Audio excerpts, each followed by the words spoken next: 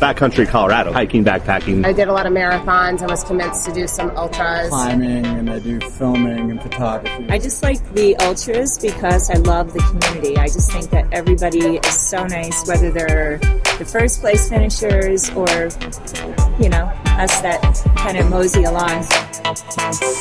Hi, welcome to Dispatch Radio. Today we're going to talk about some sky adventures. We're here at Sanitas Brewing. Thanks, Sanitas, for allowing us to record here and for your delicious beer. I'm hosting. I'm Kelly McConnell, along with Laurie Nakauchi. Nakauchi. Is that right? Nakauchi. That's good. And Cory Feign. Hello. We have 3 guests tonight. Adventure journalist Jayme Moye. Thanks so much for coming back again. We're excited. You're welcome. To have you. Glad to be here. She's going to talk a little bit about her paragliding experience. And a well-known yoga teacher in Boulder, Steph Schwartz. Hi, Steph. She's going to talk to us about her skydiving adventures.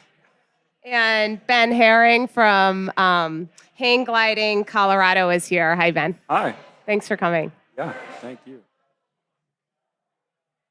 Jayme, could you tell us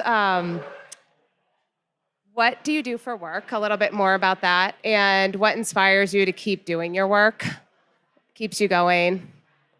Sure. I'm a freelance magazine writer, and my main beat is adventure travel. I call myself an adventure journalist. And so what I do is I basically chase stories around the globe that I find personally interesting, which is one of the privileges of being a freelance magazine writer, is that you kind of get to chase the stories that you like, and then you try to sell those to magazines. And what magazines are you in most of the time? My biggest client right now is Men's Journal, so I'm their adventure correspondent online, and I also write for the print magazine. And then I also write for National Geographic, both adventure and traveler, and then some of the outdoor magazines like Bicycling, Runner's World, and some of the women's mags, a little bit for Women's Health and Self and Marie Claire. That's amazing, right? Yeah. And all your links, are they on your website, jaymemoye.com? Yeah, I try to keep jaymemoye.com really current with my latest stories. Okay, great. So we can find you there and just search whatever anyone's looking for. Isn't that correct? Yes, Yeah. my name's a little bit strange with the spelling. It's spelled Jayme, which I told my mom technically spells Jayme. I thought that was funny because I also do some editing. She didn't think it was funny. But yeah, jaymemoye.com, Moye is the last name. So Jayme, you were on our show, That's So Boulder. And when you were on that show, you told us this story about your adventures with Wings of Kilimanjaro. Could you tell us a little bit about that again? I completely forgot about that when I invited you back here to talk about paragliding, and it's such an awesome organization. And I just want to hear a little bit more about that again and what you did there, your scouting trip. Okay, sure. The way that worked is I found that adventure can be kind of cumulative. Like adventure experiences tend to feed on each other. So I had an adventure experience in 2012 where I went to Haiti to scout the course for what was going to be the first professional mountain biking race ever held there. And you think, oh, Haiti, that's so strange. But Haiti actually has the second highest peaks in the Caribbean, and they have one mountain range in particular that stretches up to 9,000 feet. Some really great, just kind of virgin mountain biking terrain in these amazing cloud forests. So anyways, I was out there doing that project and ended up writing about that for National Geographic Adventure. And a National Geographic reader came across that story. And he happened to also have an audacious project in the works. And so he saw that story and thought, well, you would probably want to write about what I've got going on.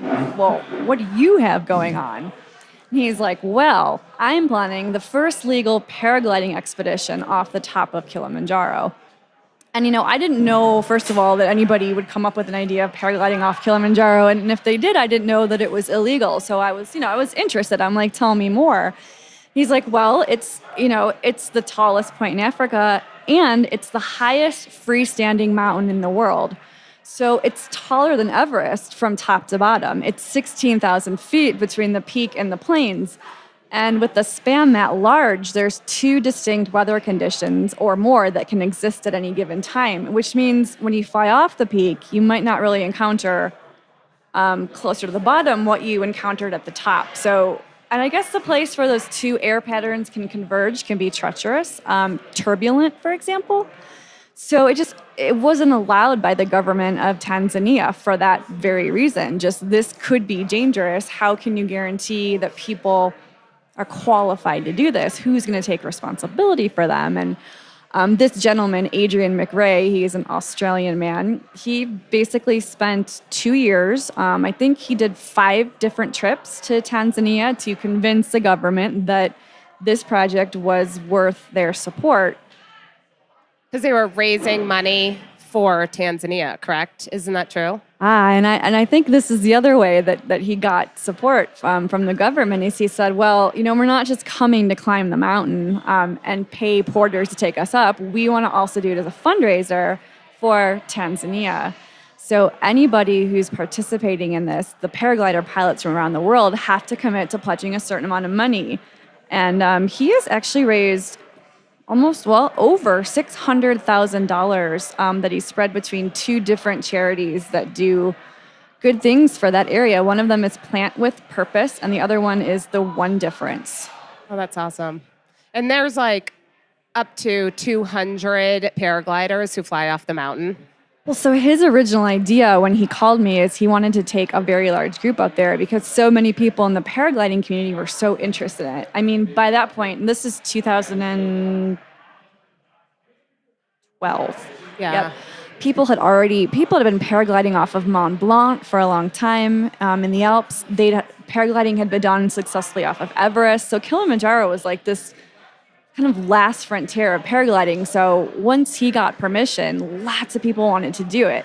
So that was a big part of his project is how do we get a group size of up to 200 paragliding pilots, plus their equipment, plus the porters and guides and cooks that would be required to get that group up the mountain. So what he wanted me to do is come meet him in Tanzania and join his team, which was basically a reconnaissance team of himself, 2 other paragliding pilots, one also from Australia and one from the UK, and a photographer, and just do a reconnaissance mission. So what would be the best route up the mountain for a group? Is there a good, safe spot to launch from up there? And just trying to get a better sense for what were the weather conditions and what things that they have to look out for. So that's what I ended up joining them for. And I thought it was really cool how you were looking at the view and they were looking at where a good launch point is to fly off the mountain. That was awesome. Yeah, that's what got me interested in paragliding because they were just, in one hand, I'm like, oh, these are just like a bunch of extreme athletes, right? Like these people are just kind of crazy. But on the other hand, their sport is very cerebral. It requires a lot of understanding about thermaling and wind speeds and I dare say physics. So I'd be staring up at the peak that we're climbing and they're staring at how the birds are soaring, trying to figure out, oh, well, look at those birds thermaling. I reckon they're climbing at about 5 meters per second. That's pretty darn fast. That sounds like Ben's blog. Sorry to jump ahead a little bit. Yeah, Ben's blog is awesome like that. So yeah, I read, it's in Men's Journal. It's called Wings of Kilimanjaro. Correct? That one's actually in National Geographic in their adventure blog. Okay. Yeah, it is called Wings of Kilimanjaro. We ended up doing it as a 3-part series, and it actually ended up winning a big travel writing award, which was super exciting for me. Yeah, that's great. I loved congratulations. it. It was a beautiful article. And then, so did you go paragliding before that trip or after? I hadn't gone paragliding before that trip. I did go paragliding after that trip. Because you were inspired.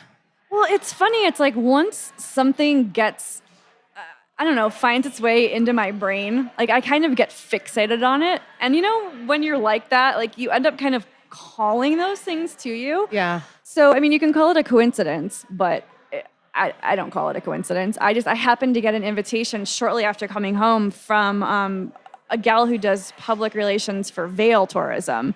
saying, hey, we've got some cool stuff going on for shoulder season. And one of them is paragliding. Would you be interested in coming to check it out? Or do you think that could result in some kind of story? And I was like, funny, you mentioned paragliding. I'm actually super interested in that right now. Tell me more. Isn't that funny how that happens? It just came to you. So yeah, that piece was the men's journal one. Okay, that's where I was confused. Yes. So tell us about that experience a little bit. Okay, so that one is called Rocky Mountain Higher. And basically I went up in the spring to Vail, and there is I'm going to call it a bluff. It's at 8,800 feet, just kind of outside of the mountain resort. And they have a couple different paragliding groups there, but it was specifically Vail Valley Paragliding who I went up with. So we drove up to the top of that ridge, and I was going tandem, which means I don't have to really know what I'm doing because somebody else is doing all the hard work. But my task was basically to make sure to help out or to not impede us getting off of the bluff, because the idea was we were going to run off the end of the bluff and paraglide. And so his instructions were, okay, you're basically going to slightly jog towards the edge until the ground disappears beneath you. Oh my God. Okay. But, I think my perspective was probably a little bit different because I had been standing at the top of Kilimanjaro, considering what it would be like to jump off of that. So suddenly Bellyache Ridge outside of Vail didn't seem so terrifying. But yeah, I had some butterflies. But you felt a little better because someone was with you, right? Absolutely. Yeah, And he that's was helpful. like the top dog because, they're going to put their adventure journalist with someone who's really capable. So I felt like I was in really good hands. Awesome. That sounds fun. Would you recommend them for, what's the name of the company? Vail Valley Paragliding. So you would highly recommend it for a beginner paraglider to go out there? Oh my gosh, absolutely. I mean, it was amazing just standing on top of that ridge, just looking out at the views. It's like, I think I described it as bird's eye view of the Gore Range, which is, 12,000 feet. You could see Vail Mountain. You could see the four peaks of Beaver Creek Ski Resort. And it's like, okay, now we're going to jump off of here. And it's like, wow. And once you get off, it's very serene. And that's what was surprising for me. Like, it wasn't an adrenaline experience at all. It was just this surreal, floating, magical, like, there's hawks gliding by you. And I thought it was really peaceful. It lasted about 15 minutes. And even when we were touching down to the ground, we just danced down. It was amazing. Sounds so fun. Thanks, Jayme. Would you ever do this again? Or have you thought about doing it again? Yeah, if the opportunity came up, absolutely. I don't think I would do it off of Kilimanjaro. There's too many variables. But in a situation, like I did in Vail, absolutely. And gliding with Ben after he tells us about. I don't know. Those people are crazy. Yeah, right. I'm sort of looking forward to hearing about it. I've never left anybody up there. So,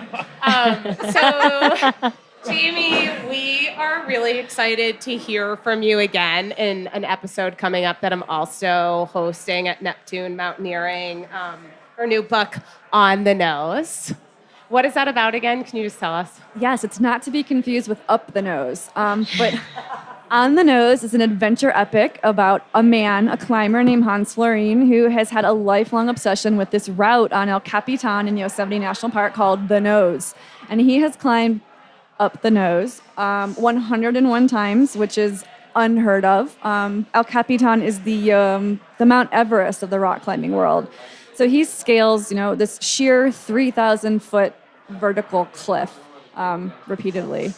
And he does it faster than anyone else on Earth. So this is really his story. I was his co-author. Well, I heard, and didn't you go climb it before, because you wanted to experience it? I did. Once we started getting into it, I'm like, I can't write this. I can't co-write this without having been there and done it. And it's not enough to just go there. Like, I need to actually do it. Which is pretty awesome, Jayme, because you hadn't climbed in, 15 years? Yeah, since my sport climbing days in college. And those 40-foot walls were a little bit different than that 3,000-foot cliff. But that's my job.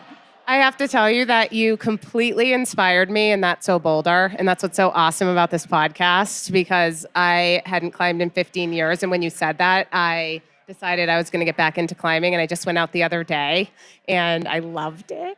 So thank you for being so inspiring. You're so welcome. I love that I story. can't wait to talk to you again at Neptune Mountaineering. And also, is there anything else coming up that we should know about? Any adventures, anything you're writing about? Actually, Hans is, my book subject is at it again. He is meeting up with Eric Weinmeyer, who is known as the Blind Adventurer, who's actually a Colorado local. He lives over in Golden. Eric was the first and only, I believe, blind person to summit Everest. And 20 years ago, Eric and Hans climbed the nose together on El Capitan. Eric became the first blind person ever to do that, and nobody has attempted it since. Nobody blind has attempted it since. So him and Hans are going back up together. They're going to climb El Capitan again. This time they're doing a different route than the nose, but same rock cliff. And they're going to attempt to do it in less than a day. No way. That's awesome. So you're going to write about that? I'm going to write about it for a National Geographic Adventure. Cool. Yep. So I'll be up there with them. Can't wait to read about that. September 26th or 27th, I think, is a date they're targeting for that. In Yosemite, of course. And then when would your writings come out? We're going to get that up online as soon as possible. Okay. So as soon as Jayme writes it. Go, Jayme. You're the best. We love you. Thank you. Next, we're going to talk with Steph Schwartz. Hi, Steph. How's it going? Hey, how are you? Thanks so much for being here. Thanks for having me. Could you share with our listeners and our guests here a little bit about what you do for work, where we can take your trainings and classes in Boulder? Well, I've been teaching yoga in Boulder for about 10 years, and right now I teach 6 classes at YogaPod and 3 at the Little Yoga Studio, and I lead teacher trainings at YogaPod. We have our next one starting September 7th, and you can also find me on Gaia.com for Yoga Every Day, which has started in June, and we've been debuting 15-minute-a-day mindfulness practices throughout the week. Oh, that's so great. What are you passionate about the most in your work and teaching? Is there something specifically? Yeah, mostly it's building community. And as you know, you've taken my classes. So we do what I would call a bhakti flow style, where I bring my music in the harmonium and we chant. And I help people feel more connected to themselves as well as to one another. And just it's more of a heart-opening experience a lot of times with music, because music, if you've ever been rocking out to Slayer in your car, or like jamming to drums or whatever, it's like the shortest umbilical cord to the soul. So you can feel connected pretty quickly to something bigger than self. And that's really my goal, is to help people feel that they're not small, that they're bigger than they really think that they are. I feel like Steph not only helps people find their voice, but also find movement in their body and connecting to that. And it's really beautiful the way that her yoga flows are. So if you have not been to her class, you should check it out. So Steph, a bunch of the Dispatch radio people are ultra runners. And we know that you used to be an ultra runner, and Laurie actually knew of you. And we heard you were pretty fast. I guess. Well, you did Leadville when? How long ago was that? It was back in the day. I think I can't even remember. It was like 2003 to 2007 or 8. But it feels like a past life in this lifetime. Yeah, it seems like your past life. That's why I'm asking you about it. It's such a past life. I try to run a couple steps. I'm like, no, I can't. I'm not interested in that anymore. But there was a time where I did 5 100s within a 4-year period. And wow, you have to do other ultras to train for the 100-mile distance. And I finished 5 for 5. And then all of a sudden I woke up, I'm like, not one of those was that enjoyable. Yeah. And I don't need to prove anything to myself anymore. So I just decided to move on. It was just interesting that back then, Steph mentions in her bio on her website that she didn't have to be a badass anymore to run 100 miles. And it was just really badass at the time because there really wasn't many women doing ultra running, right? Yeah, it's true. And it's gotten much more competitive. There have been a lot of faster runners now that have transitioned into it. And I always, related more to the tortoise than I did to the hare. And that's, I think, why I liked ultra running, because I could just do my own pace and chug along. And we called it RFM, or relentless forward motion. It's like one foot in front of the other. And eventually, you keep your hopes up, you'll get to the finish line, hopefully within the cutoff time. And then you found yoga, and it was a lot more relaxing. Yeah, well, I was actually doing yoga during that time, and I found personally that even 1 to 2 times a week was keeping me from getting injured. And I noticed also if I slacked on my yoga, I'd start turning my ankle quite more frequently. So it just builds a lot of strength in those ligaments that we need to stabilize while we're running and stuff. Oh, yeah. I believe that for sure. It's what I'm doing. So do you still run at all? No, not really. I mean, I switched from a 75-pound dog named Disco to a 9-pound dog named Boogie Woogie. And when I jog, though, he makes me look good because he's so little that I'm look like I'm going fast. He's so cute. You can meet Boogie Woogie usually at the yoga studio, right? Yeah, yoga pod. He'll either have a pen or a fake cigarette in his mouth. I know. Yeah, he's got his little spike collar and his body mohawk. He's adorable. He does one yoga pose, which is thread the needle. You saw him do that. So speaking of being a badass, Steph, because you really are, and now you jump out of planes, and I see on Facebook your pictures, and it's amazing, and you look beautiful. And when did you start to get into skydiving? Well, it was my best friend Asha, who you just met tonight. Yeah, she went to, this is so Boulder, but she went to a psychic, and the psychic goes, you need to find your voice, go skydiving. And so we went skydiving for her birthday, and I just kept going. And she has a couple more tandems under her belt, but I was like, I have to do the AFF. I have to go through this program and get, What's that? So when you want to learn how to skydive out of a plane by yourself, initially you go and you pay some money for a tandem, and that's when you're latched onto somebody, like Jayme was talking about with paragliding. Yeah. But if you actually want to jump out of the plane by yourself, you have to, it's almost like a teacher training program. So you have to go through accelerated free fall program. It's called AFF, and it's 7 jumps that you do with some instructors. And then you go through a coaching program, and I'm a coach now, so I can do the coaching part of it. So there's 7 AFF and 12 coach jumps. And then you have to take a canopy course, piloting course. And once you have all of that under your belt, then you can technically get your A license, meaning you could just jump out of the plane by yourself at most drop zones. Oh, wow. Mm-hmm. And so you do all of that now. You jump out by yourself and you coach people. Do you do tandems too? No, I don't want to do tandems. I just don't want to deal with it if people throw up or whatever. Oh God, yeah. I can't do it. That's why I haven't been I throw up back at you. We might want to have another question for Ben noted there. Have you ever thrown up? No, but one time I landed in my parachute and I was doing my little daisy chain to get back on the trailer, and all of a sudden this thing lands splat on my canopy, and I look down, I'm like, that is not bird poop.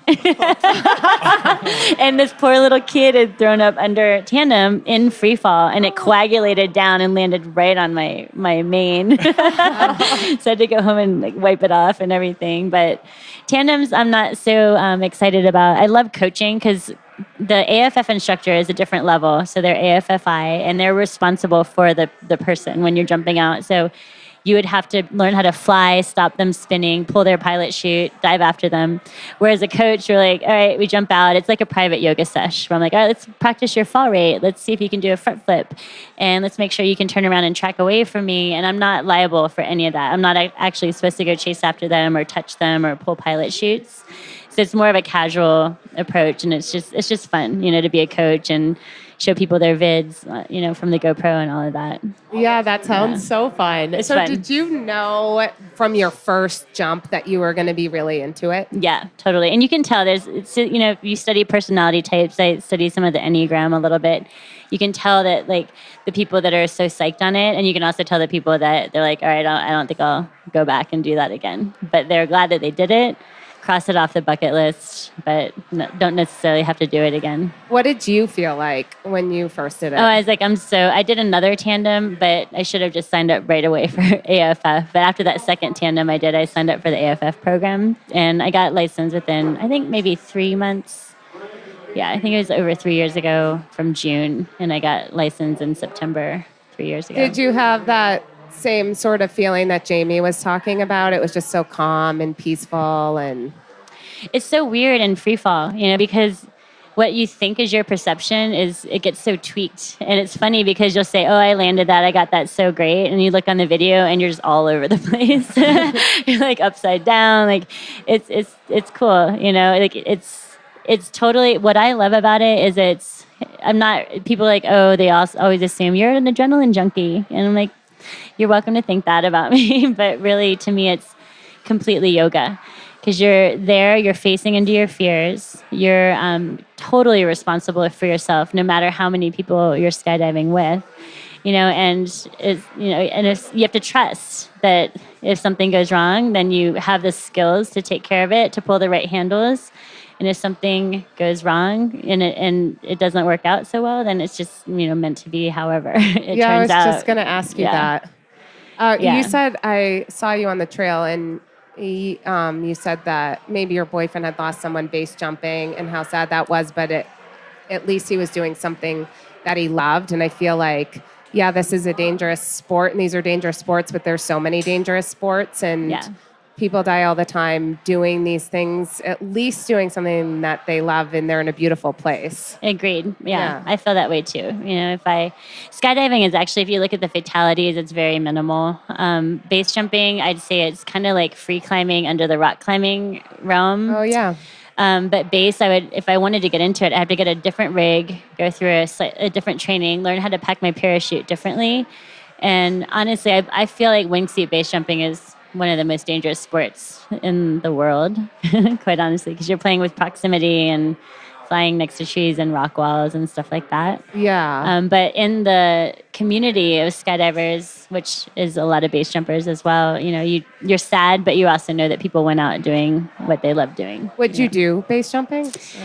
I don't think so. Because my job is so physical, and you're landing, and the landing zones are just like rocks and stuff like that. It's not like this nicely manicured ground with the occasional prairie dog hole. And I just personally just can't do it, like breaking bones or having fractures or anything like that. With your job that I'll go support base jumps for sure. Like I'll be the driver or the whatever, but yeah. So you're obviously really a body-centered person, and when you're out there, are there very specific things you can do with your body to learn how to be a better skydiver? I mean, there's different realms under skydiving. So people that free fly, they can do head down or like sit fly. The basic, what you first learn is belly flying, which they call terminal. You're flying at 120. And so they named it terminal because they thought you jump out and you're on your belly. It's like floor bow in yoga, or like a cobra. So the bigger your arch, the more stable you get more quickly. I've seen that. Okay. Yeah. So then I like to do tracking, which is beyond terminal, which is, people that we take little aero body positions and we track. So I have a track suit. It's like my fat suit. What is that? It poofs What's up. a track It suit? almost looks like, those winter pants, like that material. But what happens is you poof up like the Michelin lady, in my case. Like and windbreaker pants. Yeah, it's not hot, but mine's hot pink and red. So I'm like, all right, I got to work with these colors. And it gives you more lift. It gives you more surface area. So you can actually gain more horizontal. And I also wingsuit fly. So I have a wingsuit. I don't have a lot of jumps on my wingsuit, like 40 some, but I'm focusing a lot on That's that a lot. right now. So you get more horizontal. Sounds like a lot. Well, no, it's not. I'm such a baby in the skydiver world, by the way. Is a wingsuit fun? It's so fun. I always dreamed I'd fly in my dreams, and once I started skydiving, I stopped flying in my dreams because I'm flying for real. So when I track, I have 50 seconds in without the tracksuit, like slick tracking. I have about 50 seconds in free fall. When I'm wingsuiting, I can go up to a minute and a half almost. And it's like you're like a bird. You can see things like the cars down there, and you're just flying through the sky. It's really, really cool. It's awesome. So do you have a lot of spiritual experiences out there, just completely just one with everything? Totally. I mean, the way I feel, if you've ever been in, remember we did that kirtan at your little place next to Mateo? Uh-huh. It was so powerful. And like all these people in this tiny little room and that vibration, and you just almost feel like you pop out of your skin. Yeah. That's what I feel like when I'm flying. And to me, it's very much about Ganesh, who's earth. and then you go up to the sky, which is Shiva, and then you come back down to the earth. And it's also Hanuman, who's in my charts, and he's, the flyer. Like, he takes it through the air and takes the splits. So those are the deities that I hold in my heart quite often when I'm doing the skydiving. It ties it to yoga for me. Oh, that's so beautiful. And do you have certain chants or anything specifically that you do before you go fly or say in your head? Yeah, I mean, a lot of times my wingsuit was kind of freaking me out because I had some line twists on Sunday, but it's like Ganesha, like Om Gam Ganapatiye Namaha, and a lot of times I'll call on Shiva too because I'm drawn to him, quite often. He's the one who slices through these old patterns, a lot of these debilitating stories that come up that say you can't, or I'm afraid, or I'm anxious, that kind of stuff. So he helps slice through those attachments. And do you just chant that in your head when you're flying? Yeah, no, skydivers, they already think I'm weird. I'm like the Boulder hippie yoga teacher. I love it. You should have like a skydiving yoga class, right? I know. Floating down, doing different positions. Wouldn't that be fun? I'm curious. But then some guy started talking in the background really loud. Yeah, I don't know. He's very loud. So you said you consider yourself a baby because you have only 40 jumps. So what would No, be 40 wingsuit jumps. I have over 500 jumps, but that's new. Like, I'm just a D license. I could get my D license. But a lot of the tandem instructors, if you jump with a tandem instructor, and Ben probably is up there, but they'll have 5,000. This one guy, Jimmy, who I like to train with occasionally, he's got 25,000 plus jumps. So yeah, humility, I think, is really a big deal in this sport. You never want to we call them sky gods. Like, you never want to get to that point where you're like, oh, I know everything, because you never really do. Like, anything could happen, Where do you coach? At Mile High in Longmont. Oh, okay. Yeah. I've seen that. So you would recommend for people who want to try skydiving to go there? Yeah, that's where you're going to come up and do your tandem. I know. You might have convinced me. I'm not sure yet. Well, I have a random question. I have a friend who did a tandem for her birthday. Right. And she said she doesn't remember most of it. Is that very common It's because super you're common. so stressed, or the adrenaline rush? It's kind of like a nervous system overload, I feel like, because the thing is that's interesting, though, is when you look out of the plane, it's almost like you're jumping into a Monet painting, and the plane's moving at a certain speed, so you don't have that dead drop, and that's why the belly drop that you get on roller coasters, and that's why we like to jump out of balloons, or you get into base jumping, because you want that feeling of it's so wild, but you don't ever feel that with the tandems. But Wait, why? Because the plane is dropping when you because jump the out? plane's it's got It's forward like- motion. Oh, Yeah, it's okay. like 80 to 120 miles per hour. The plane is moving. So when you're jumping out at that speed, the balloons themselves are still, if you're taking a balloon jump. Gotcha. So you get want to that. not feel the 80 mph while you jump out the door. Well, it depends. Like, Okay, everyone wants some that. people do. I Okay. love it. Okay, so I you would do like wanna it. feel it. Right, Okay, right. okay. But people always expect that, and they're like, I'm afraid of heights, and I don't like roller coasters, and it doesn't really feel like that at all. But then it's just you're jumping out of a plane, there's someone flying a parachute, you have to relinquish all of your trust and control to them. So I think it's just overstimulation in the nervous system, and you kind of forget. And I don't remember a lot of my first one. My second tandem I remembered so much more about my second one. So you have to do two. Or just go tandem and then do AFF. Or just get really into it like Steph does. Yeah. Or have her coach you. Yeah. You sound like you do it beautifully. Well, I love teaching. I love working with people, and Yeah. coaching's fun for that reason too. Yeah.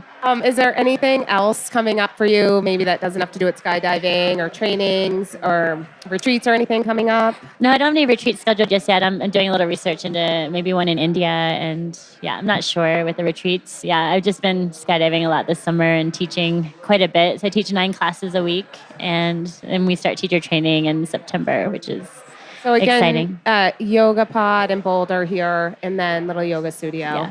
You Yeah. can find her online and just look for her name. And then what's your website again? It's mandalamonkey.com, MandalaMonkey.com. Yeah. And you'll find my class schedule is there, and a little bit about what kirtan is if you don't know about it, and then some links to the Gaia website for the 15-minute practices. Sometimes you do a class just with kirtan. Yeah, I do kirtan events. Okay. Yeah, I'll probably do one in November around Thanksgiving.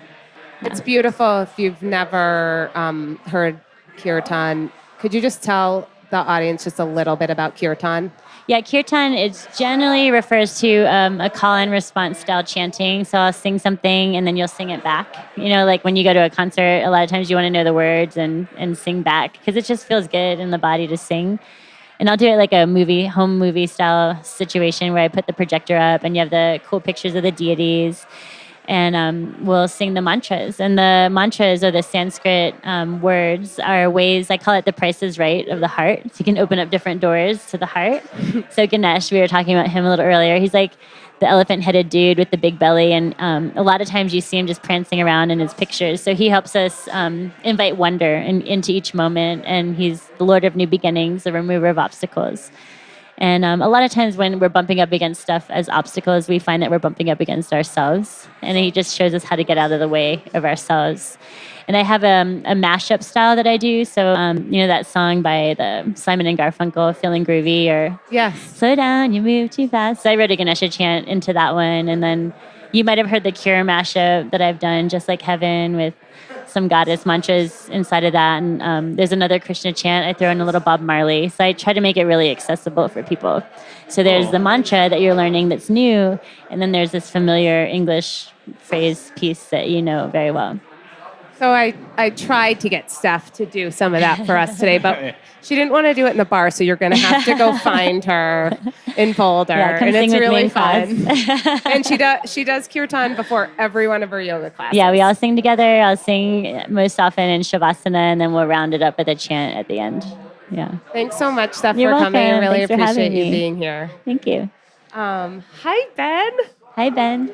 How are you? Good. I loved listening to everybody. I so bond to the music as a It's so cool, isn't and you it? get paid to do these adventures? It doesn't seem right. She's so lucky. Somehow you beat the system, I think. Anyways, yeah, I'm glad to be here. Okay, so Ben, tell us about what you do. You're so interesting looking at all the stuff you sent. Tell us what you do for work and all about your hang gliding, please. So, I sit in a cubicle during the day. I mean, it's like Office Space, the movie. So that part, we can just put that behind us. Sure. But on the weekends, my passion is hang gliding, always has been. So I've got Hang Glide Colorado, where I take people flying tandem. That's kind of the new way for me to see hang gliding, because I get to see it through each person's eyes, and it's just ravenously cool through their eyes because it's fresh, and sometimes they kind of blank out because it's so rich, like that first experience that Steph was talking about, but usually they remember most of it. It's a little slower than skydiving too, longer and slower. So that's my passion. And then before all of that is really just my kids, because they've got a 9 and 10-year-old girls, and they're fulfilling a ton of my time and as rewarding as hang gliding used to be. I've put the whole solo thing onto a more life balance here, where I fly solo on an adventure here and there, but I'm not thinking of it 24/7 as much as I used to, which is very healthy.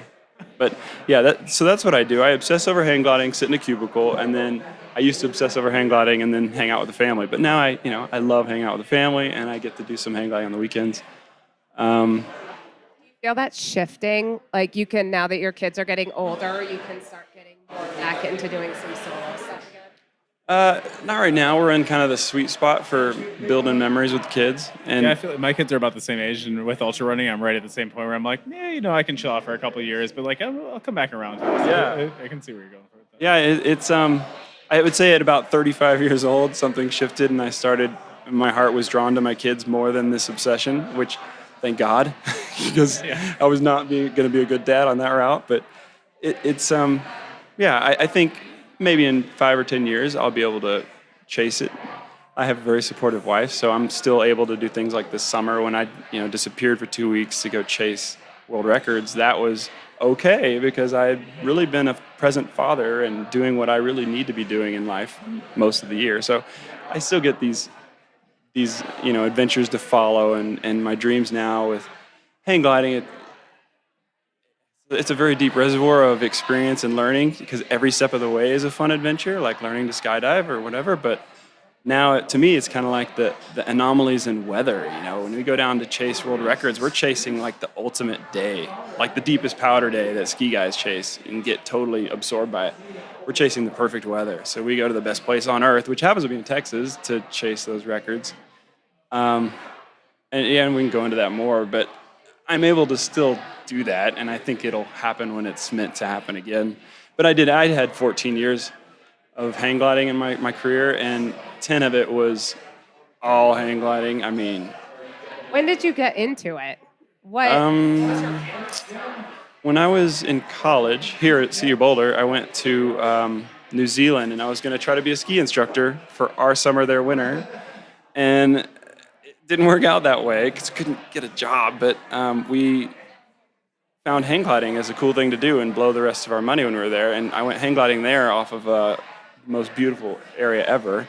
I think it was the Cascades, or I'm terrible with names. But anyways, we flew in New Zealand, and that stuck in my head. And then I went back to college, did all my responsible things, got a job, and it finally got to where I had a little money and time at the same time and could go do what I wanted to do to grow, which is fly. Because like you, my dreams were flying, and ever since the Superman movie, I just remember thinking, the way he would go wherever he wants and explore the sky, I just thought that was the coolest thing ever. And hang gliding is really like that, because you're hanging beneath this wing, and all you see in your view is just this little tube, and you're holding on to it, and you feel everything that the wings that are practically on your back, you feel everything that the wind does through the tubes and through the G-shifts in your chest that you can feel. So you really, just like a hawk who's trying to find the best lift and changing their circle radius and doing all these things, we can feel that. You can be that connected with a hang glider and know everything that's happening in the wind and optimize it and bankroll tight. And it makes you be so present to do all those things, because you can't decide to, stop riding your mountain bike and get off and have a candy bar. You're in it the whole time. So you're completely present. All of those monkey mind things that the ADD person I am can totally be quiet. I mean, they're not even around. It's just you're in it.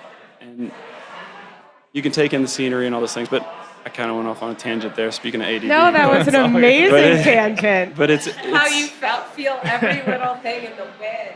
Oh, yeah. And it takes a while to develop the feel, because at first you're just like, oh my God, and you're holding the bar so tight, just like, I can't believe this is happening.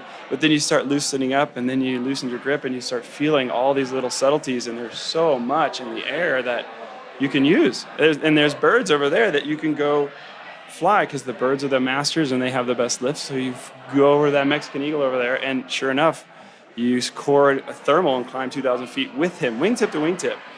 And, oh wow! So you follow the birds. Yeah, they're not afraid of you at all, because you have no engine. There's a little beep on your vario, but that's it. And so you can see them, like their little eyes that move so quick. They're like, they look up at you, look down, look up at you, and they're whatever's going on. And you see the little feathers on the top of their wings move when they adjust to get their lift. And man, it's awesome. It's really awesome to be that connected with them, and to be kind of handshaking with nature, because you have every moment to stay in the air. You have to be thinking or like motivating or feeling the way to stay in the air, because thermals aren't everywhere. It's like 3% of the sky is going up. The rest is going down, and you need that up air to go up and stay up. So you use the birds, you use dust devils, you use clouds, because nice puffy clouds are the top of a thermal, so you can try to sneak into finding that cloud. And then...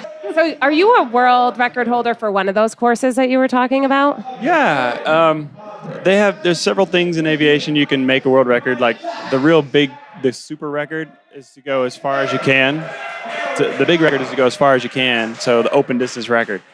We were down there in Texas trying to get that one, but on the off days when the wind's not right and things aren't going to make that happen, we try other records like triangle speed records. So we set up, this summer we set up a 100-kilometer triangle, so it's like 64 miles around, and you just try to fly it as fast as you can. And the ultimate ski conditions, is like a 7-foot powder day to be parallel with hang gliding, but it was the perfect flying conditions came, and I was just lucky to be on the right wing at the right time, and I had the most epic flight ever.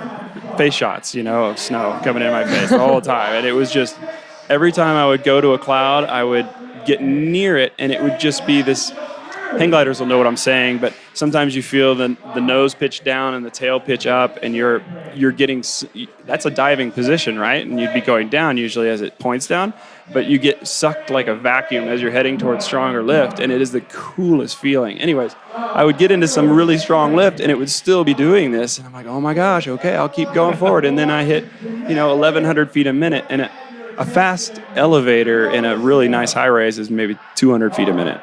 So 1,100 feet a minute of lift is you core it and you circle real tight, and you can see the ground. Just every circle, you see the ground farther away, and it takes So the wind's like picking up from underneath you and lifting you up high. Yeah, it's a column. Like the lift will organize in a column, so you're always looking for that. And when you're busting, you're getting close to the column, you start feeling it. And this is just the monster columns that Texas has. And I got into it, and just every time I needed lift, I found the lift. The mother of all lift, and it was epic. So, anyways, I would just core up and watch the ground disappear. And in those strong thermals, you can climb a mile in 5 minutes. Wow. Straight up, which is crazy. I mean, and that's really strong.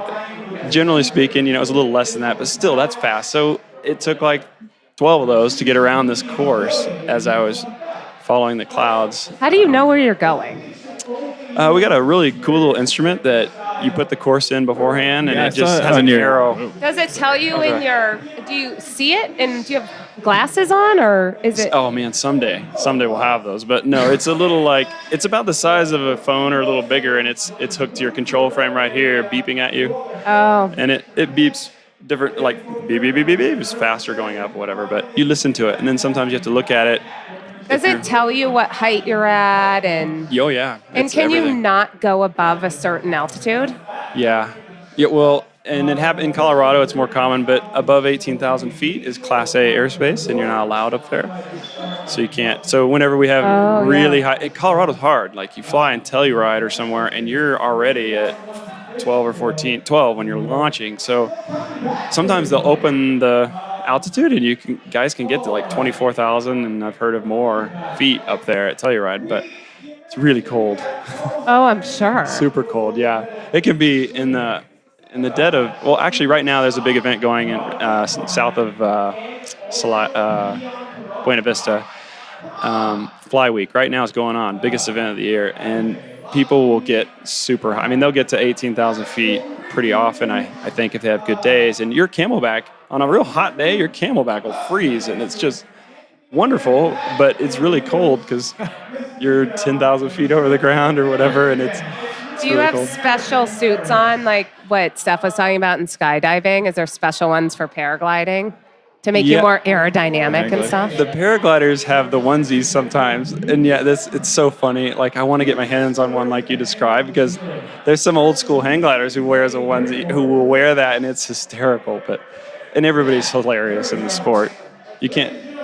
Oh, I can't hear her. But you can't take yourself serious. And also, I think, it's interesting to hit on, like, these serious sports, part of the growth that we all look for, and that I was looking for when I got into the sport, to better myself in whatever way, it taught me things I had to learn, because the weather doesn't care if you're impatient, and safety doesn't care if you're if you don't have humility, but you'll learn it, or you'll die or get out of the sport. Like, it's really cool. It's something that you can beat your head against that wall, but it's there. It's constant, and it will require that you be humble, and it'll require that you work around it. And I don't know. It's good to keep your ego in check. And sports like this are unforgiving, and they will keep your ego in check, because you'll be humiliated. Yeah, or not. Yeah. There's that joke of, how do you know there's a skydiver in the room? They'll tell you. Oh, gosh, yeah. I feel like that's probably true of everything that most of us do. Yeah. At least it is for ultra running. Yeah, I feel like it's it's the true. same way. Yeah. My wife is tired of all the hang glide stories. She's like, great, heard this. But I always end up talking about it. Can't help it. What they talk about, too, with base jumping is the way that you have longevity in the sport is you have to be willing to walk away. Like, if you go up to a 3 or 4 hour hike and you're at the exit and the winds are not ideal, you have to be willing to walk away. Yeah. And that's so hard when you want it that bad. And Hang gliding's just like that. You set up, you spend all this time, all day getting there, driving up to launch, setting up your gear, and it's like, it was great while I was setting up, and now I'm ready to go, and it's the winds cross, and I shouldn't launch, and yeah, it's That's hard. why you need to bring a platypus full of like gin and tonics or something. Yeah, for the Really drive good down. micro boost. Do you think that's where a lot of the mistakes happen is lack of knowledge or or just not being patient? Oh, that's know a what good I question. Yeah, not being patient's a big one. I mean, they study it all kinds of ways. There's definitely guys who'll go out and buy stuff off Craigslist or eBay, and they don't last long. I mean, it happens in Boulder sometimes here, but there's like total newbie aggression like that, or intermediate syndrome. I don't know if you have something similar, but you have some success as you're doing the right thing and learning the right ways, have some success and start thinking you're all that, and then you get hurt because you maybe bite off more than you can chew. You go to a site that's too advanced for you at that time, or you can't read the weather yet, but you think you can, and get yourself in trouble. I think it's neat in the sense that you have to have a community and you have to learn from the community, and that's the other way of learning to be humble. Like you have to, like the old crew gets it's almost tribal. I mean, the old crew is looked up to and respected, and we need to know what they know. And so the successful guys, the most successful young guys who are coming through the sport, have to really respect them and buy them beers and get to know them and talk to them, because they'll share things that'll save your life or just make you soar longer than the other guy, which some of us are just competitive. But you'll learn everything from the old guys. So it encourages community in a real natural way, versus these days, I think it's kind of sad because I can Google a lot of things I used to call my dad about. That's nice. How to But- fix your furnace or something. Yeah, Google's kind of, but this is so esoteric. Like nobody would be able to sit on the hill and understand what that cloud's doing unless the old guy next to you nudges you and says, yeah, here's what's about to happen. Because it's crazy. It's kind of like Yoda. You talk to these guys and they know when the wind's about to come over the back. And they'd be like, you know what? We need to pack it in 5 minutes. The wind's going to go over the back and we're done. You're like, well, how did you know that? What is happening out here that you see? Because it's invisible, right? But you start to get these. It's like a new language, to learn hang gliding. And the more you learn about weather, micrometeorology, the more successful you can be to figure out when to launch into a thermal cycle so you get up and not a sink cycle, or when do you push harder and race faster because the conditions of the day warrant it and you won't be on the ground, or when do you slow down and take your time. And anyways, I'm on a tangent. Well, now, you're just such a knowledgeable person. Like I said, when you showed up, Cory and I were looking at your blog. What blog is that again? Or you don't want to Cloud-Based talk Addict. about it? Oh, no, I'll talk about it. It's Okay. just old. I haven't thought about it. It's a Cloud-Based Addict. If you look that up, I think it'll... I just feel like it really shows how knowledgeable you are about a lot of this. That was the point of the blog way back in the day. I'm like, you know what? All this stuff I'm learning, I need to put it down so that other people will learn it, because people all over the nation are looking for mentors, and we have a great community in Golden, and we have in Colorado. We have all these guys who have done it all, and they're so willing to help you and teach you the things that they shouldn't have done. That's cool. So the community is open and welcoming. That's Oh, yeah. One of the things that I've loved about ultra running is that you show up and ask questions, chat with people, and people give you advice. Or is that similar? Yeah, I love that about any kind of rich sport like that. It's cool to make a podcast about it too, because you can tell when people get into their niche and they're talking about it, they'll just go with each other. But like when I went to Peru, my wife and I did a baby moon. You're like, we're gonna have kids, but let's just do this one big travel here, and figure this out. So we went to Peru. And Baby moon? yeah, baby moon. I think that's a thing, isn't it? Yeah, I've heard of it. We're like, let's do one last big hurrah, single style. And so we did, and we did Machu Picchu and all this stuff. But right when we got to the city of Peru, I had reached out through some message board, and all of a sudden, I kid you not, all 8 hang gliders in all of Peru came together, brought me a loaner glider, met me. Only one of them spoke some English, and drove me south 3 hours in their cars when we can hardly talk. Me and my wife. South 3 hours on a loaner rusty out glider, and I got to fly this incredible place, driest place on earth, I guess I learned, but incredible place, all on their goodwill, and that they just felt like brothers. They knew here's a guy who knows what we do, and let's show him. So they show. I got the best. They eat what's that stuff in lime juice? The guinea pigs. Ceviche and right. Yeah. Guinea pigs and lime. Guinea pig ceviche. It's delicious. Wait, what? But really, on the highway down there literally was this pot. And it's like, Of you the got to guinea stop pigs. here. We always stop here to get something. And it's a pot. And I swear there's like heads The little in there. paws sticking out. Yeah. And it was the best stuff. And I'm like, wow. And You my gotta wife try was it. vegetarian, sort of coming over to chicken at that time. And, You're like, it tastes just like chicken. oh, poor thing. But I agree with you. That's the yoga piece for me, because yoga to me is beyond the asana, and that's why the chanting is really important, because these sports, when you connect on that level, it reminds you that, we have something that we can connect with one another, and it transcends, race, it transcends language, it transcends whether you're voting for Hillary or Trump, it transcends all of that stuff, and you just find a way to feel connected and in community with one another through these different types of sports, whether it's ultra running or hang gliding or skydiving or baseball. Yeah, I feel like that's what we're kind of doing here in just Dispatch Radio, is connecting all of us through sports, and we have all these similar types of feelings, right? I mean, I just think it's so beautiful too how you just bring it back to family, and you're so good at that. I didn't used to be. I didn't used to be. I'm so glad really, I have a saint of a wife who sticks with a real selfish guy. But, I guess she'll have 30 years of me waiting hand and foot on her, hopefully. Yeah. But Well, you make it sound like you're pretty up with you? into it. Does she tandem with you, or does she also hang glide on her own? I hope she's listening, because all my customers ask me that. Yeah. Yeah, and you can imagine how they feel when I say, no, she won't go with me. Somebody's got to be a responsible parent. Yeah, no, she's very good about making sure we're both not in a dangerous place together. Nice.